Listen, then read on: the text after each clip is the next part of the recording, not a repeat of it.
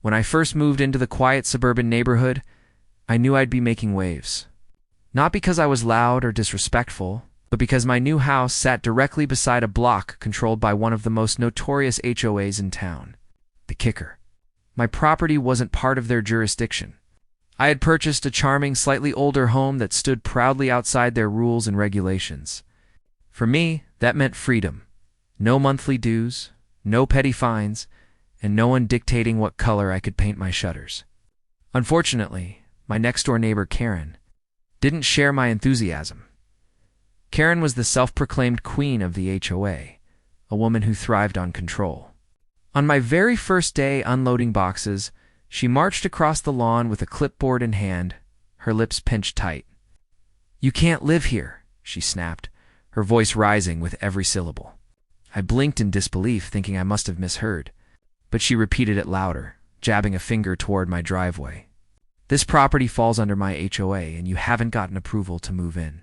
I calmly explained that I had checked with the county records and confirmed that my home was outside the HOA boundaries.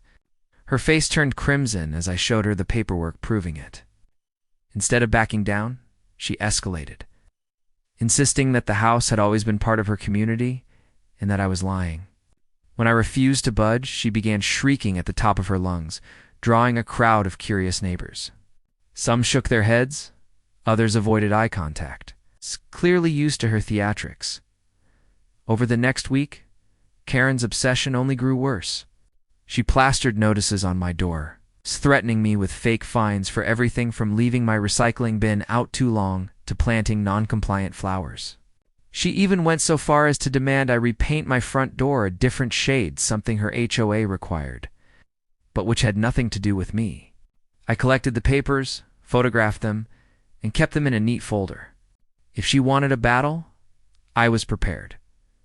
Finally, things came to a head when she stormed into my yard during a family barbecue, shouting once again, "You can't live here."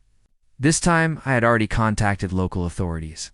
The police arrived within minutes, and after reviewing my documents and listening to her tirade, they warned her in no uncertain terms to stop harassing me.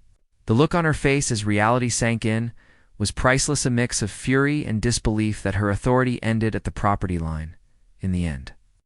Karen learned the hard way that not everyone was under her control. As for me, I enjoy my porch with peace of mind, sipping coffee every morning while watching her seethe behind her carefully manicured hedges.